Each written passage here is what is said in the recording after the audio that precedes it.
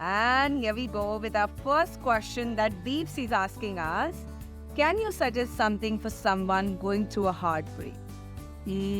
For sure. Okay.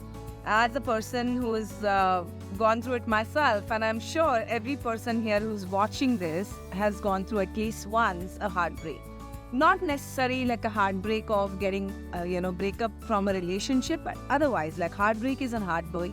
And what actually heartbreak does to you? Heartbreak makes you feel that you have lost something.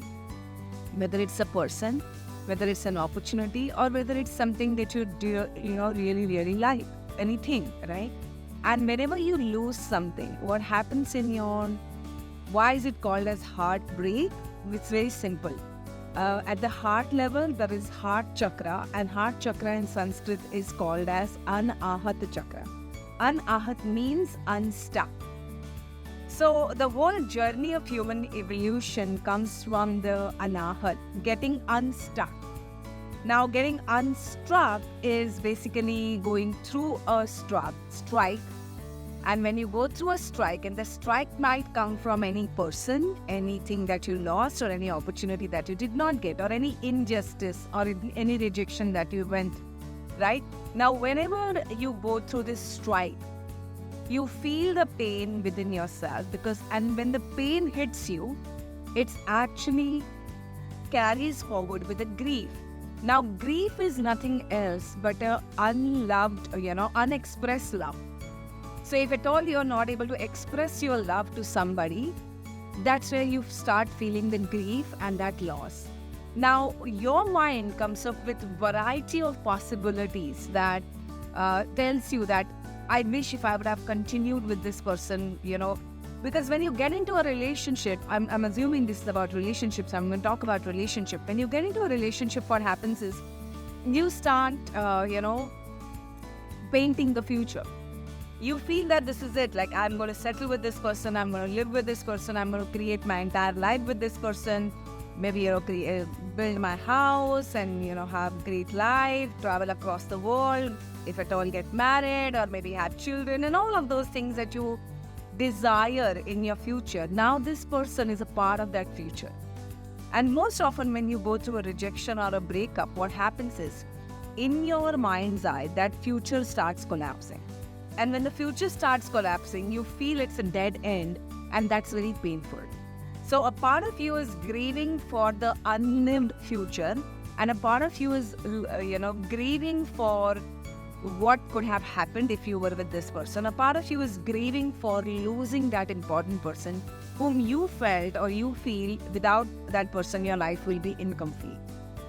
Now, the entire heartbreak, as I said, is getting unstuck, evolving through feeling that healing your heart chakra. But how do you heal your heart chakra if you don't go through the breakup? That's the irony, right? For you to heal your heart chakra, you have to first go through the breakup.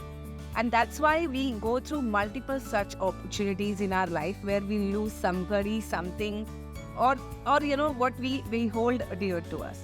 Now, all of your heartbreak is connected to that future that you have designed in your mind, and now it's not going to happen. So it's an unlived future that you're actually grieving for. Now, what you need to do is, you need to understand, I always tell this to people, getting over somebody does not mean that you will stop loving the person. You can continue to love the person and still move on. It's possible to move on having that person in your mind that, okay, I love this person. And I mean, it's okay to love somebody and still not be with. And then move on. And the faster you start painting the picture of your future without that person, the better you'll be able to cope with the grief. Now, if you want to know more about how to deal with the grief, I have done an elaborate video on YouTube. You can check on that video about how to deal with stages of grief and how to deal with your grief. Now, it's the exact same stages you're going to go through in the heartbreak. First, you're going to feel denial that how can it happen? It's not possible. That person is going to come back to me. Then somewhere you're going to feel, angry.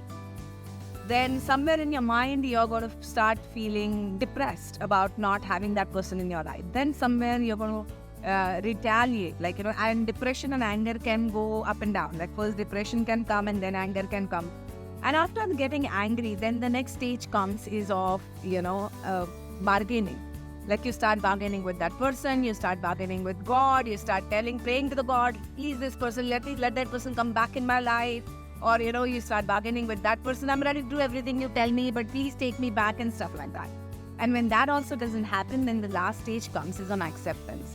And the acceptance stage is more of, okay, I understand, it's not going to happen.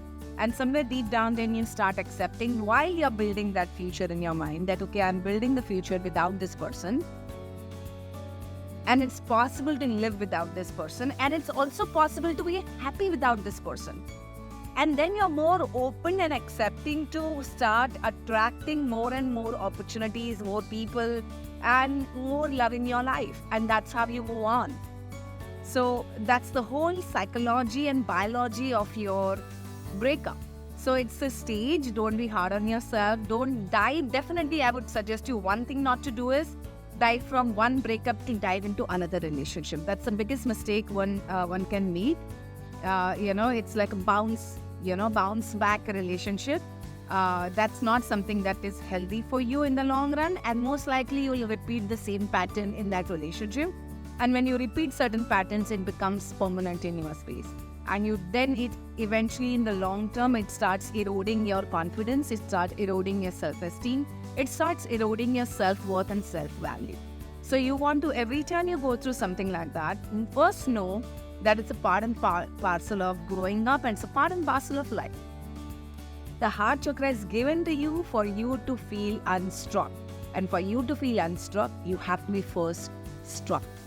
So the strike will happen in our life, and the faster you learn the skill to get over rejection, because this is the number one skill every person should learn.